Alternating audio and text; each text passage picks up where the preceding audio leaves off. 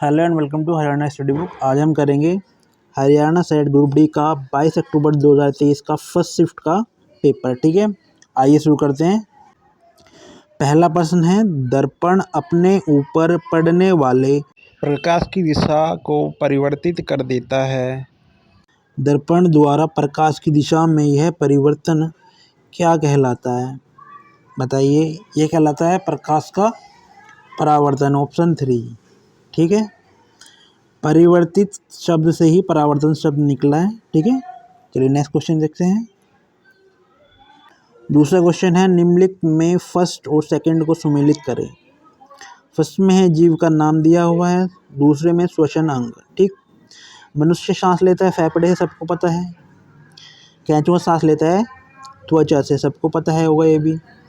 कीट जो सांस लेता है श्वास नली यानी कि ट्रैकिया से सांस लेता है। मछली जो सांस लेती है गिल्स या क्लोम से सांस लेती है। ठीक है, तो इसमें से आपके जितने भी ऑप्शन है सभी गलत दिए हुए हैं। ठीक है ना, तो इसके जो अंक है सभी को मिलेंगे। इसके मार्क्स जो भी होंगे क्वेश्चन नंबर 2 के जो मार्क्स होंगे सभी को मिलेंगे, सभी को। ठीक है ना, चलिए नेक्स्ट क्वेश्चन देखते हैं। क्वेश्चन नंबर 3 है, स्तंभ 1 में दी गई मदों को स्तंभ 2 में दी गई मदों के साथ सुमेलित करें। पहला है लार ग्रंथि। लार ग्रंथि से जो एंजाइम निकलता है उसको बोलते हैं एमाइलेज। इसका काम क्या होता है? एमाइलेज का काम होता है स्टार्च को, जो स्टार्च होता है उसको शुगर में चेंज करता है। इसको स्टार्च को शुगर में चेंज करता है। ठीक है, दूसरा है आपका उदर यानी कि पेट से निकलता है HCl यानी कि हाइड्रोक्लोरिक एसिड। ठीक है ना, और यकृत यानी कि लीवर से निकलता है क्या? इससे निकलता है पित्तरस यानी कि बाइल जूस। इसका काम क्या होता है पित्तरस का?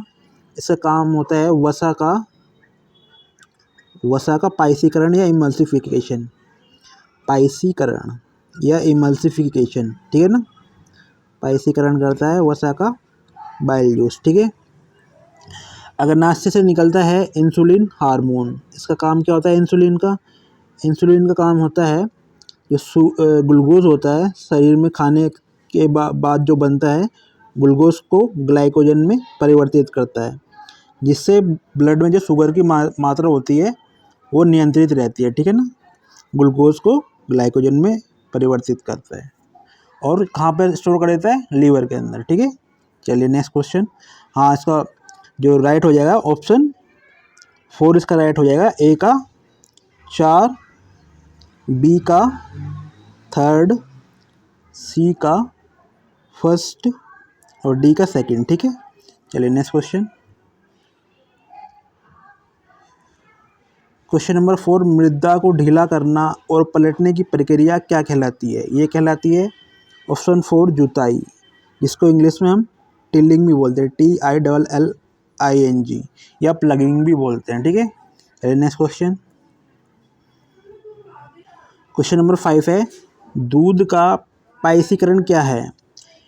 दूध को लगभग 70 डिग्री सेल्सियस तापमान पर लगभग 30 सेकंड तक गर्म करना और फिर उसे अचानक द्रुत शीत करके भंडारण करना ही दूध का पाइसीकरण कहलाता है। ऑप्शन 3 आपका राइट हो जाएगा। ठीक है, चलिए नेक्स्ट क्वेश्चन।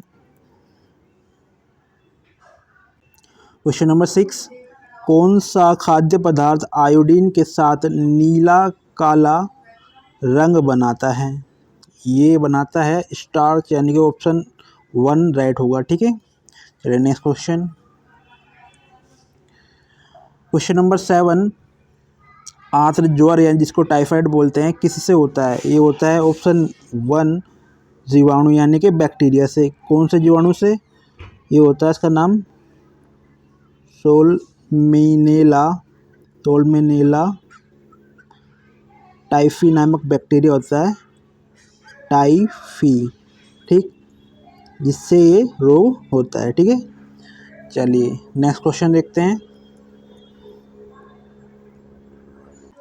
क्वेश्चन नंबर 8, निम्नलिखित में से कौन सी संघनन की प्रक्रिया है? संघनन की प्रक्रिया है ऑप्शन 3 जलोवाष्प का द्रव अवस्था में परिवर्तन। इसके एग्जाम्पल है सुबह के समय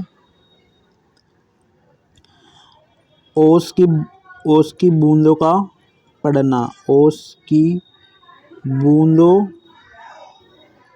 का जमा होना, ठीक है ना। जैसे आपने सुबह के समय घासों पर ओस की बूंदें देखी होगी, ओस का उदाहरण है, ठीक है ना। और दूसरा उदाहरण है ठंडे पानी के गिलास के बाहर जो बूंद इकट्ठे होती है ना, वो भी इसका उदाहरण है। बाहर बूंदे इकट्ठा होना, ठीक है ना, इकट्ठा होना। चलिए नेक्स्ट क्वेश्चन देखते हैं। क्वेश्चन नंबर 9, बड़े स्तर पर अनाज का भंडारण किस में किया जाता है, बताइए। ये क्या आता है? ऑप्शन नंबर 1 सिलोज एवं धान्यगारों में, ठीक है। चलिए नेक्स्ट क्वेश्चन। क्वेश्चन नंबर 10, निम्नलिखित को सुमेलित करें। पहला है जीव का नाम, दूसरा दे रखा है उनकी किस तरह से वो चलते हैं या गति करते हैं। तो सांप सबको पता है रेंगते हैं, मछली तैरती है पानी में, पक्षी उड़ते हैं, गायें चलती है, ठीक है। तो राइट आंसर कौन सा होगा उसमें?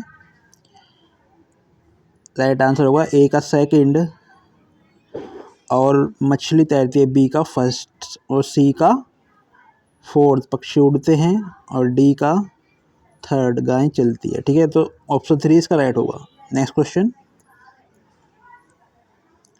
क्वेश्चन नंबर 11, गाढ़े रंग की वस्तुएं हल्के रंग की वस्तुओं की तुलना में डैश ऊष्मा अवशोषित करती हैं। तो गाढ़े रंग की जो वस्तुएं होती हैं वो अधिक ऊष्मा का अवशोषण करती है हल्के रंग की वस्तुओं की तुलना में, ठीक है। ऑप्शन 4 राइट हो जाएगा। Next question. क्वेश्चन नंबर 12, मनुष्य की सामान्य आँख की न्यूनतम स्पष्ट दूरी क्या है? ये है 25 सेंटीमीटर। ऑप्शन 4 राइट हो जाएगा। Next question. क्वेश्चन नंबर 13, रोगाणु ऐसे सूक्ष्म जीव है जो सीधा सा है, ऑप्शन 1 रोग पैदा करते हैं, ठीक है। चलिए नेक्स्ट क्वेश्चन। क्वेश्चन नंबर 14, निम्नलिखित में से कौन सा एंटीबायोटिक है? तो उसमें से एंटीबायोटिक है एरिथ्रोमाइसिन नामक दवा, ठीक है। चलिए नेक्स्ट क्वेश्चन। क्वेश्चन नंबर 15, एनोडीकरण निम्नलिखित में से किसके ऑक्साइड्स की मोटी परत बनाने की प्रक्रिया है? तो यह है ऑप्शन 2 एल्यूमिनियम के ऑक्साइड बनाने की प्रक्रिया है, ठीक है। चलिए next question. Question number 16, Haryana में भाखड़ा प्रणाली के अंतर्गत कुल कितनी नहरें आती हैं? तो ये है इसका राइट आंसर, ऑप्शन 4 521 नहरें आती हैं। 472 नहरें यमुना प्रणाली के अंदर आती हैं। किसके अंतर्गत? यमुना प्रणाली के, ठीक है। और 528 नहरें उठान प्रणाली के अंतर्गत आती हैं। किसके? उठान प्रणाली के अंतर्गत आती है, ठीक है। चलिए नेक्स्ट क्वेश्चन देखते हैं। Question number 17, triple IT Haryana कहाँ अवस्थित है? तो ये ऑप्शन 1 सोनीपत में अवस्थित है। बना कब था? ये 2014 में एनआईटी कुरुक्षेत्र में इसकी क्लास लगनी शुरू हो गई थी, ठीक है ना। चलिए नेक्स्ट क्वेश्चन। क्वेश्चन नंबर 18, निम्नलिखित में से कौन हरियाणा के प्रथम मुख्यमंत्री थे? तो ये थे ऑप्शन 2 भगवत दयाल शर्मा, ठीक है। चलिए next question. Question number 19, Fatehabad में दो बहुत महत्वपूर्ण स्मारक हैं। एक तो लाट है फिरोज शाह की लाट, दूसरा है स्मारक, कौन सा है दूसरा स्मारक? है ऑप्शन 1 हुमायूं की मस्जिद, ठीक है। चलिए next question. Question number 20, Haryana राज्य में कितने लगभग सामुदायिक विकास खंड या कम्युनिटी डेवलपमेंट सेंटर हैं? बताइए। ये हैं कुल मिलाकर 140 है, तो 130 से 140 के बीच में एकदम सही रहेगा। ऑप्शन 3 राइट हो जाएगा। Next question.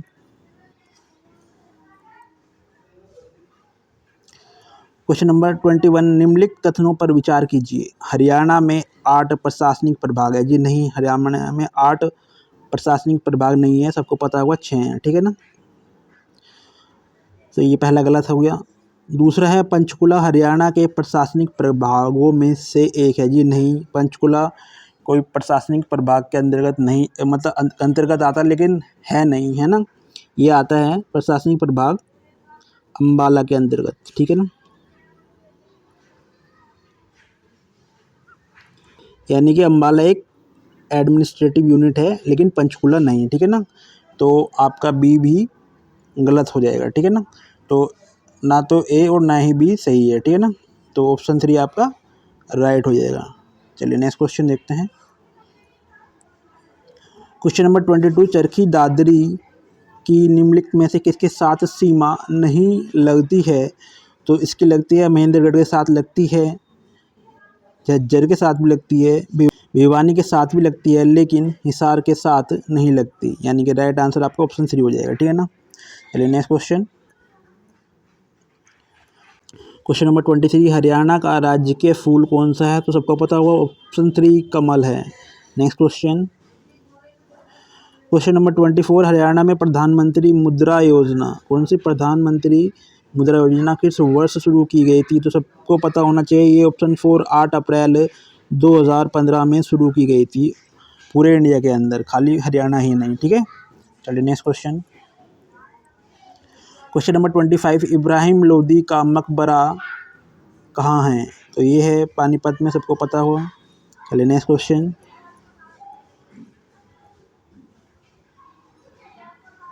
क्वेश्चन नंबर 26, सूची 1 पर्यटन केंद्रों की सूची 2 उनके स्थान से मिलान कीजिए, ठीक है जी। स्काई लार्क कहाँ है? ये है पानीपत में, ठीक। दमदमा गुड़गांव में ही है, दापचिक ये होडल में है, और कर्ण लेक उचाना करनाल में है। उचाना कहाँ पे है? ये करनाल के अंदर, ठीक है। तो राइट ऑप्शन कौन सा हो जाएगा?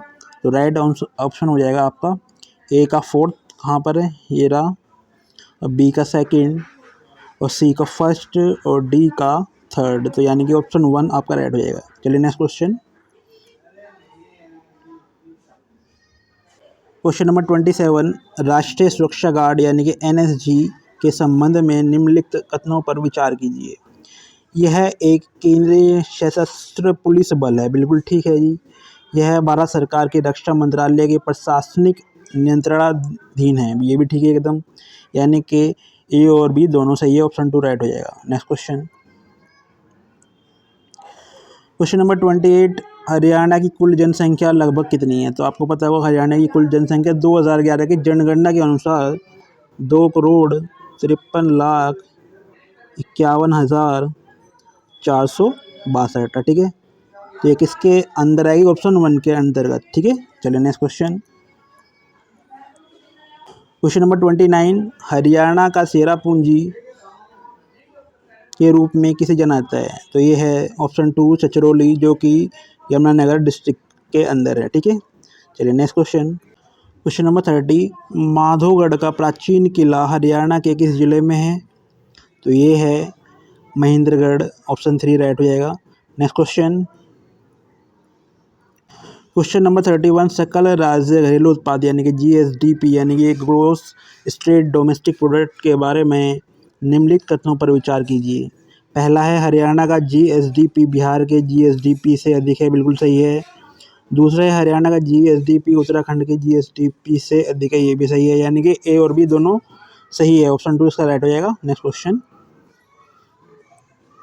क्वेश्चन नंबर 32, पर्यावरण संरक्षण तथा संवर्धन की दिशा में प्रयासों की मान्यता हेतु किस नाम पर हरियाणा सरकार ने एक पुरस्कार शुरू किया? तो ये है ऑप्शन 4 श्री दर्शन लाल जैन, ठीक है। चलिए नेक्स्ट क्वेश्चन। क्वेश्चन नंबर 33, निम्नलिखित कथनों पर विचार कीजिए। हिंदी हरियाणा राज्य की राजकीय भाषा है, बिल्कुल सही है।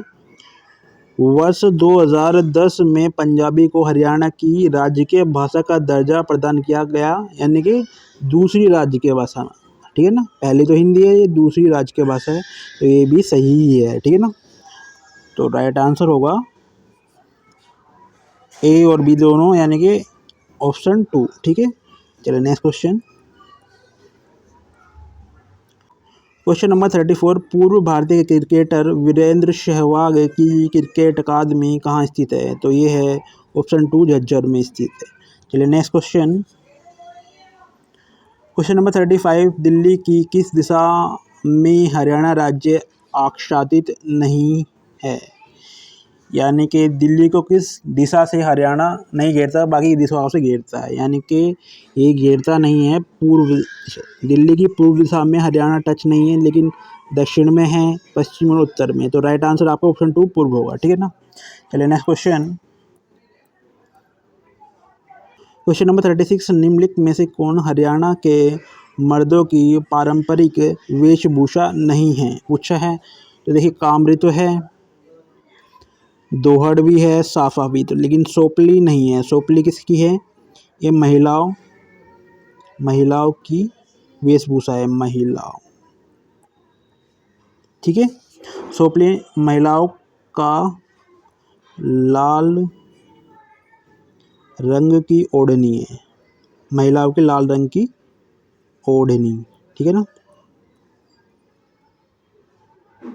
चलिए नेक्स्ट क्वेश्चन। क्वेश्चन नंबर 37, निम्नलिखित कथनों पर विचार कीजिए। पहला है, हरियाणा में 5 पुलिस आयुक्तालय है, यानी कि पुलिस कमिश्नरेट है, तो 5 नहीं है, ये तो गलत है। 5 नहीं है, कितनी है? 4। कहाँ कहाँ? फरीदाबाद, गुरुग्राम, पंचकुला और नई जो है वो सोनीपत में बनी है, ठीक है।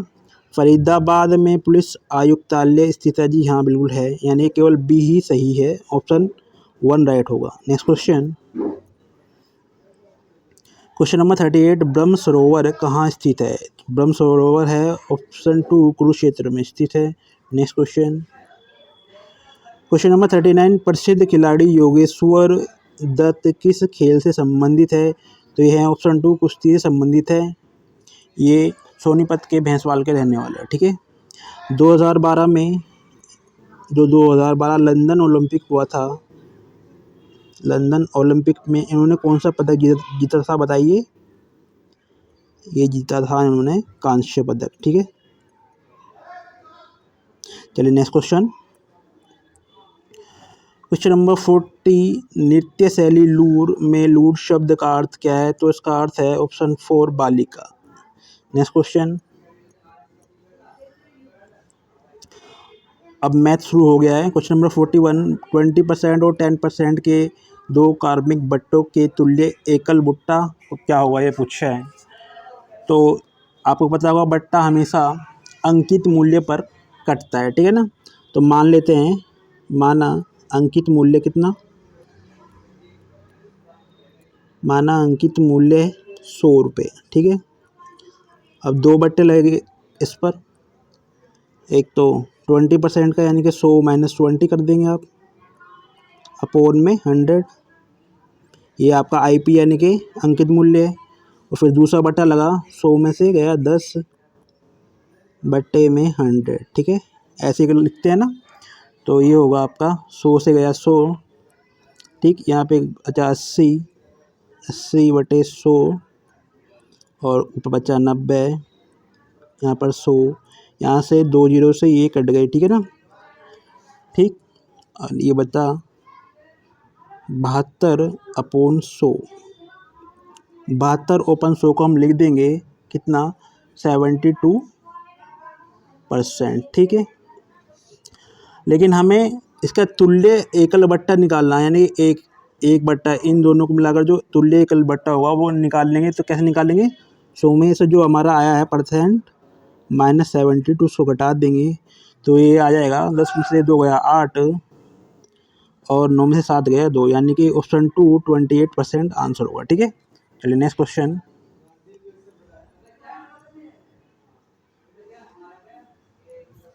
क्वेश्चन नंबर 42, 4 क्रमागत संख्याएं हैं ए बी सी और डी का औसत 49.5 है, संख्या बी और डी का गुणनफल क्या होगा? ठीक है, देखिए जैसे कि 3 क्रमागत संख्या ली है मैंने, 1 2 3, अगर मैं इनका औसत निकालूं तो क्या होगा? मैं इनको जोड़ूंगा पहले, 3 2 5 1 6, और जो संख्या का नंबर है यानी टोटल कितनी संख्या है 1 2 और 3, उससे डिवाइड कर दूंगा, तो कितना आ गया? औसत इसका 2। इसी तरह से निकलता है ना। लेकिन आप देखेंगे कि ये वाला 2 ये बीच वाली संख्या के बराबर है, ठीक है ना, अगर संख्याएं क्रमागत है तो, ठीक है ना। ठीक है, अगर मैं एक संख्या और जोड़ लेता हूँ इसमें 4, अब इसका औसत निकालूं तो कितना होगा? 4 3 7 2 9 1 10, ठीक है ना, 10 और संख्या होगी टोटल अब 4, ठीक है ना। ये होगा 2 पंजे 10, 2 दूनी 4 या 2.5 आएगा, ठीक है ना। अगर मैं ये जो बीच की संख्या है, ये 2 3 इनको जोड़ूं और उसका आधा कर दूं तो ये कितना आएगा 2.5, यानी कि ये इसके बराबर आ रहा है। यानी कि मैं आपको समझाना चाहता हूँ कि अगर संख्याएं 3 हैं, जैसे 1 2 3, तो आप इसका एक क्रमागत होनी चाहिए, तो आप डायरेक्ट इसका औसत निकालेंगे 2 डायरेक्ट, ठीक है। अगर संख्याएं 4 हैं तो आप बीच वाली 2 संख्या लेंगे, उनको जोड़ेंगे और बटे में 2 से डिवाइड कर देंगे, उनका औसत डायरेक्ट निकल जाएगा। आपको ये वाली जो है ना, ये वाला स्टेप ये करने की ज़रूरत नहीं है, ठीक है ना। चलिए मैं आगे करते हैं इससे। तो इसमें बताया है इसने औसत 49.5, यानी कि जो बीच की ये 2 संख्या होगी, इसको जोड़ के 2 से डिवाइड किया होगा तो ये इनका औसत निकला हुआ, ठीक है ना। चलिए, यानी कि ये होगी संख्या सी जो होगी कितनी होनी चाहिए, लगभग मान लेता हूँ उसको 50, और डी को 51, और बी को इससे पहले की 49, और ए को मान लेता हूँ 48। ये 4 क्रमागत संख्या होगी, ठीक है ना। अब इनको जोड़ के देखता हूँ, 49 + 50 कितना होता है, बटे में 2 कितना होता है बताइए। ये होता है 9 5 4 9, यानी कि 2 चौक 8, ठीक। इधर बचा 19, 2 नीम 18 और 2 पंजे 10, यानी कि बिल्कुल सही निकाली है मैंने। 48 49 50 और 51 ये संख्याएँ हैं, ठीक है ना। इसको औसत निकाल लिया मैंने, ऐसे जो मैंने बताया था आपको किस तरीके से, क्रमागत संख्या के लिए है केवल ये, ठीक है ना। इसने कहा है बी और डी का गुणनफल चाहिए हमें, तो बी कौन से ये और डी ये डी, ठीक है। गुणा कर दीजिए, 49 और 51 गुणा कर दीजिए, 49 आ जाएगा, 5 नहीं 45 का 5 हासिल लगा 4, 5 चौक 20 और 4 24, तो ये हो जाएगा आपका 9924। कहाँ पर है ये, ऑप्शन 4 आपका राइट हो जाएगा, ठीक है। चलिए नेक्स्ट क्वेश्चन।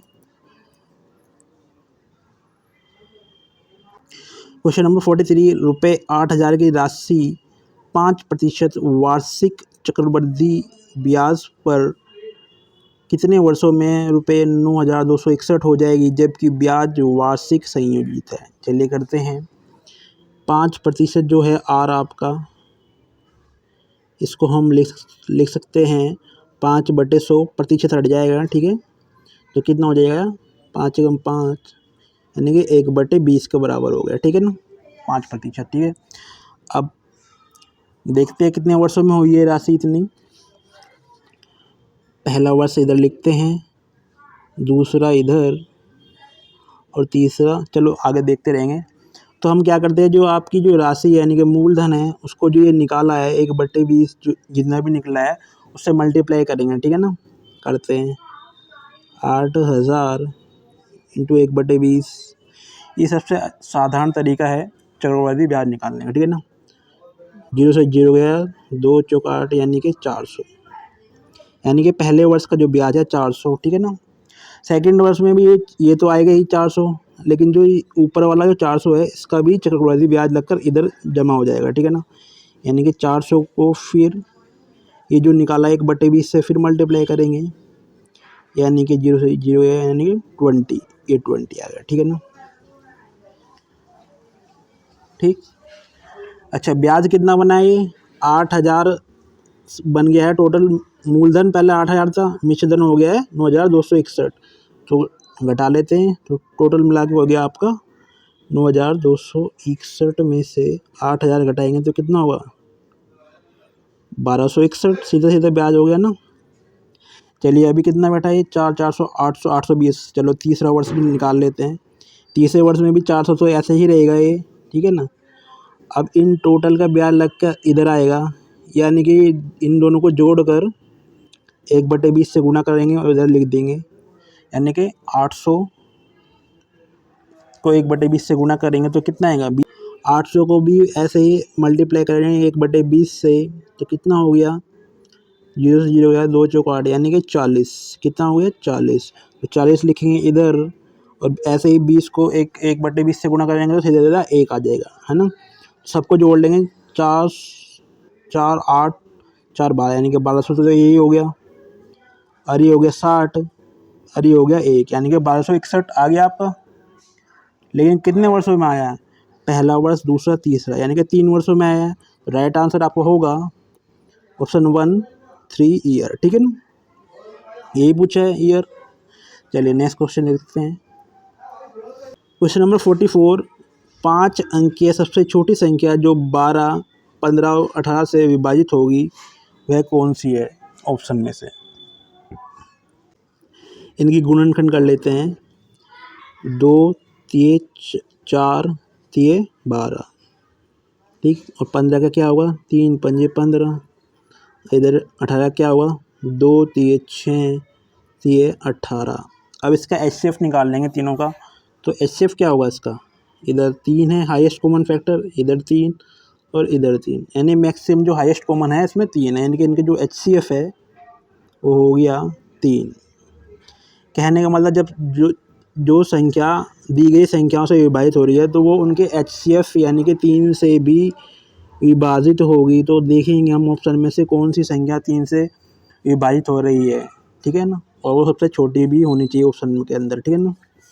चलिए देखते हैं, इनके अंक को जोड़े हम, तो वो जो जोड़ होगा वो 3 से विभाजित होगा, तो संख्या भी 3 से विभाजित होगी, ये तो पता ही होगा आपको। चलिए जोड़ते हैं, 5 6 7, तो इसका अंकों का जोड़ 7 आ रहा, तो ये तो होगी नहीं। और दूसरी है 2 1 3, ये हो सकती है। 8 1 9, ये भी हो सकती है। 1 और 1 2 इसका जोड़ आएगा तो ये भी नहीं होगी। लेकिन इसने क्या पूछा है? सब छोटी से छोटी संख्या, इसमें जो ऑप्शन के अंदर, तो इसमें 10,080 से छोटी जो है 10,020, यानी कि राइट आंसर आपका ऑप्शन 2 हो जाएगा, ठीक है, ऑप्शन 2। चलिए नेक्स्ट क्वेश्चन देखते हैं। क्वेश्चन नंबर 45, ये HCF निकालना है। 2 की पावर 2 इंटू 3 की पावर 3 इंटू 5 की पावर 5, और 2 की पावर 3 इंटू 3 की पावर 2 इंटू 5 की पावर 2 इंटू 7, और 2 की पावर 4 3 की पावर 4 इंटू 5 इंटू 7 की पावर 2 इंटू 11, ये इनका HCF निकालना है। 3 गुणनखंड दिए हुए, एक ये रहा, दूसरा ये रहा, तीसरा आपका 3 गुणनखंड में से हाईएस्ट कॉमन, जैसे मैंने अभी निकाला था, हाईएस्ट कॉमन क्या होगा इसमें? सबसे पहले देखते हैं 2 की पावर है कितनी कितनी है सब में, तो 2 की पावर मिनिमम वाली लेते हैं, ठीक है ना। तो 2 की पावर मिनिमम है 2, वो लिख लेंगे इधर, ठीक। फिर लिखते हैं, देखते हैं 3 की पावर मिनिमम कौन सी है, किस में? ये रही 3 की पावर 2, सब में हाई है, इसमें मिनिमम। HCF निकाल लें, ठीक है ना। फिर देखेंगे 5 की पावर सबसे कम है इसमें, तो ये मल्टीप्लाई में आ जाएगा। फिर देखेंगे 7 तो केवल 2 में है, इसमें और इसमें, लेकिन इसमें नहीं है तो ये तो होगा नहीं, आएगा नहीं। फिर देखेंगे 11 केवल इसमें है, तो ये भी नहीं आएगा, तो खाली इतना ही रह जाएगा। तो ये कहाँ पे है? ये है ऑप्शन 2, नहीं, ये है ऑप्शन 4 में। 2 की पावर 2 इंटू 3 की पावर 2 इंटू 5, ये आपका HCF निकल गया, ठीक है ना। चलिए नेक्स्ट क्वेश्चन। क्वेश्चन नंबर 46, रुपये 9.30 प्रति किलोग्राम वाले गेहूं को किसी अन्य प्रकार के गेहूं में 8:7 के अनुपात में मिलाया गया। यदि मिश्रण का मूल्य रुपये प्रति 10 किलोग्राम है तो दूसरे प्रकार के गेहूं का मूल्य प्रति किलोग्राम क्या हुआ? मैंने आपको बताया था मिश्रण का नियम क्या होता है। पहले लिखते हैं यहाँ पे सस्ती वस्तु की जो प्रति किलोग्राम का मूल्य है वो इस तरफ लिखते हैं, सस्ती वस्तु का प्रति किलोग्राम मूल्य है 9.30 रुपये, ठीक है। महंगी वस्तु का पूछा है इसमें, तो इसको मान लेंगे x, और मिश्रण का हमें दिया हुआ 10 रुपये प्रति किलोग्राम क्रय मूल्य, ठीक है ना, ये इधर बीच में आता है। और अनुपात भी हमें दिया हुआ है 8:7, ठीक है ना, 8:7 दिया हुआ है, ठीक।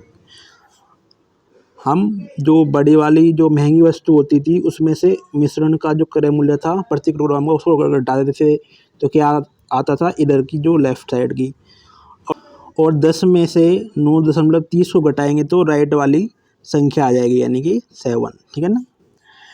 चलिए करते हैं इसको आगे। x - 10 अपोन में क्या हो जाएगा 10 माइनस 9.30 यानी कि 9.30 घटाएंगे 10 में से तो कितना बचेगा, ये बचेगा 0.70 या 0.70, ठीक है। और इक्वल टू में क्या है, ये दे रखा है 8:7 यानी कि 8/7 इसका मतलब हो जाएगा। इसमें क्रॉस मल्टीप्लिकेशन कर लेंगे तो देखते हैं क्या आता है। इसको यहाँ से रफ कर देते हैं साइड से। ये होगा 7x माइनस 70 इक्वल टू, यानी 0.70 को 8 से मल्टीप्लाई करेंगे तो कितना हुआ 856 यानी कि 0.56 आएगा, ठीक है ना। क्योंकि पॉइंट के राइट साइड में दो संख्याएं हैं तो यहाँ पर भी पॉइंट के राइट साइड में दो ही संख्याएं होनी चाहिए, ठीक है ना। चलिए देखते हैं इसको। 7x इधर आ जाएगा, 70 इधर चल जाएगा, प्लस का हो जाएगा तो कितना हो जाएगा 70.56, ठीक। और इसको x इधर आ जाएगा तो उसको डिवाइड करेंगे 70 से, 70.56 अपोन में 7, इसको 7 से डिवाइड करेंगे तो कितना आएगा लगभग 10.80, ठीक है ना। पॉइंट देखो, पॉइंट के राइट साइड में जितना डिजिट हो गए उतना ही इधर भी आंसर में भी आना चाहिए भाग करने पे, तो 10.80, ठीक है ना। तो राइट आंसर आपका क्या होगा, यानी कि जो महंगी वाली वस्तु का जो प्रति किलोग्राम मूल्य था वो था 10.80 रुपये, ठीक है। ऑप्शन 2 राइट हो जाएगा। चलिए नेक्स्ट क्वेश्चन। क्वेश्चन 47, ए अनुपात बी के प्रत्येक पद में जोड़े जाने वाली संख्या जिससे अनुपात सी अनुपात डी हो जाता है। चलिए जोड़ते हैं। ए अनुपात बी का मतलब है ए अनुपात ए अपोन में बी लिख सकते हैं इसको। इसमें मान लिया हमने एक्स जोड़ दिया ए में भी और बी में भी, ठीक है।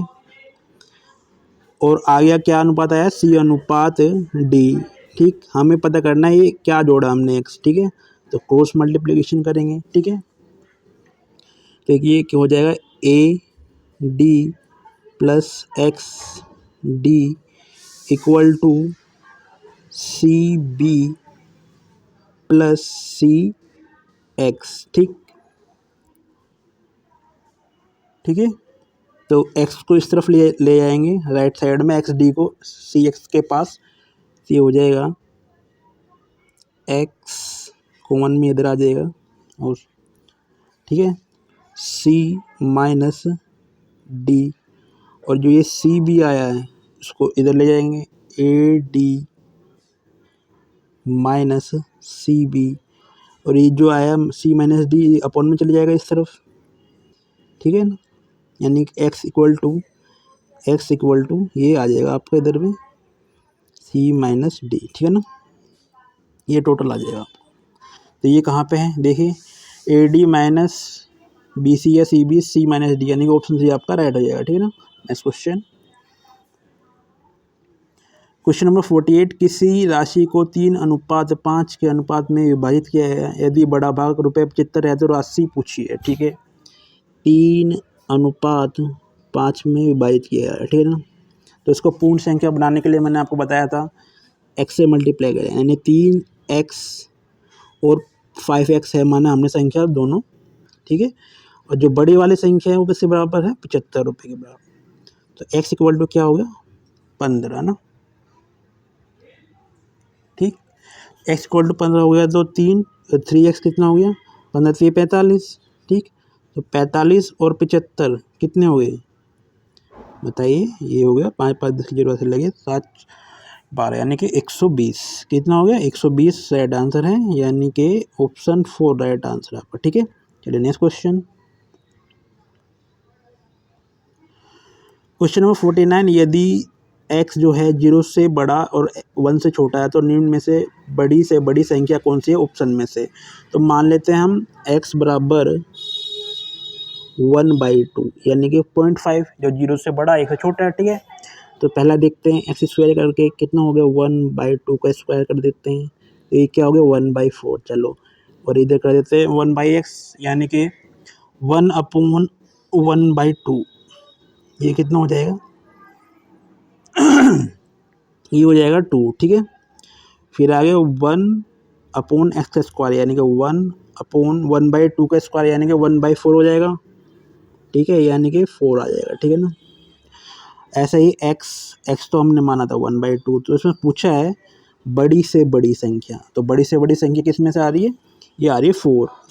ये किस ऑप्शन से आ रही है, ऑप्शन 3 से, ठीक है। राइट आंसर ऑप्शन 3 हो जाएगा। Next question, question number 50। ए एक कार्य का 1/3 भाग 5 दिन में कर सकता है, जबकि बी उसी कार्य को 2/5 भाग 10 दिन में कर सकता है। तो ए और बी दोनों मिलकर उस कार्य को कितने दिन में पूरा कर सकते हैं, ठीक है। ऐसे क्वेश्चन को मैंने पहले भी कराया था। ये मान लेते हैं ए करता है 1/3 कार्य 5 दिन में, ठीक है ना, 5 दिन में, ठीक। तो एक कार्य यानी कि एक यूनिट कार्य कितने दिन में करेगा, 1/3, तो कितना हो जाएगा, ये ऊपर चले जाएगा, ये हो जाएगा 15 दिन में। कितने दिन में, 15 दिन में करेगा, ठीक है ना। ऐसे ही बी किसी कार्य उसी सेम कार्य का 2/5 भाग करता है 10 दिन में, तो एक कार्य करेगा 10/2/5, तो ये कितना हो जाएगा, ये हो जाएगा आपका 10 × 5 × 2 यानी कि 2×5 = 10, 5×5 = 25, यानी कि 25 दिन में, कितने में, 25 दिन में। यानी कि ए एक कार्य यानी कि उस एक कार्य को करता है 15 दिन में, और बी एक कार्य को करता है उसी सेम कार्य को 25 दिन में, ठीक है। पता चल गया इतना तो। चलिए देखते हैं फिर आगे, इसको रफ करता हूँ। ए कर रहा है एक कार्य को 15 दिन में, बी कर रहा है उसी एक कार्य को 25 दिन में, इतना पता चल गया हमें, ठीक। अब करते हैं 15 और 25 का एलसीएम निकाल लेंगे, तो कितना आ जाएगा, 25 50 75 आ जाएगा, ठीक है ना। इस 75 से इधर इस 75 को 15 से डिवाइड करके इधर लिखेंगे, कितना आ जाएगा, 5। और इस 75 को 25 से डिवाइड करके इधर लिखेंगे नीचे की तरफ, कितना आएगा, 3, ठीक है। अब कुल कार्य जो है आपका, जो ये है बीच में एलसीएम लिया है, ये आपका कुल कार्य है। कुल कार्य है 75, और ए और बी दोनों का एक दिन का कार्य क्या होगा, 5 3 8, कितना होगा, 5 और 3 = 8, तो 75/8, ठीक है। निकालते हैं कितना हुआ इसका, हुआ 9 × 8 = 72 प्लस में 3 यानी कि 75/8, तो राइट आंसर आपका हो जाएगा ऑप्शन 2, 9 सही 3/8, ठीक है। चलिए नेक्स्ट क्वेश्चन। इस वीडियो में इतनी ही क्वेश्चन, मिलते हैं नेक्स्ट वीडियो में। बाकी के जो 50 क्वेश्चन है नेक्स्ट वीडियो में कराऊंगा, ठीक है ना। तब तक के लिए टेक केयर, बाय बाय।